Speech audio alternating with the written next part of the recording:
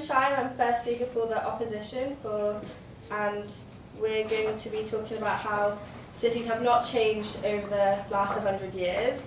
First of all, I'd like to rebut some of the things that the last speaker said.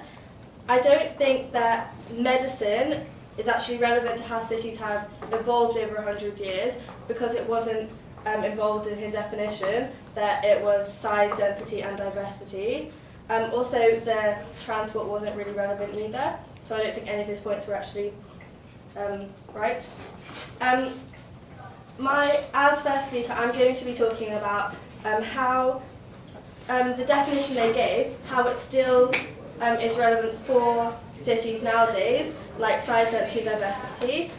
I will also be talking about how in the 1900s there was a birth of industrialisation, such as London, and how everything has the same foundations as what it did 100 years ago. The second speaker, Danny, will be talking about how the negative externalities are the same, such as crime. And he will also be talking about how in cities there is a lack of community spirit, as there still is today, because people don't necessarily go to cities for community spirit. Okay, so first of all, the definition they gave was that city is an area whose population has size, density and diversity. Cities today still have the same definition. I'm sure if you take London as an example, its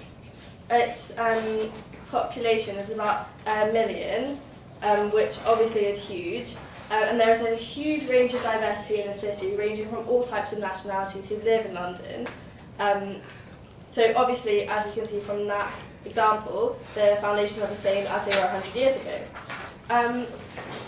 My second point is that in London in the 1900s, there was a birth of industrialisation.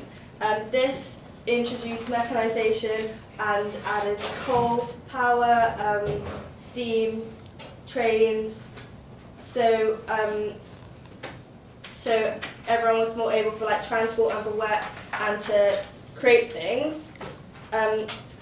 This was already in process 100 years ago, their ability to move around and their ability to produce things. And they are working on the same foundations now, using coal power, using, maybe not necessarily all the time, but using steam power. And they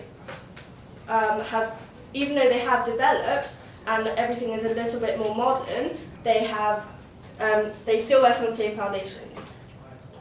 Overall, just talking about the birth of industrialisation in London and how it has the same definition as it did 100 years ago.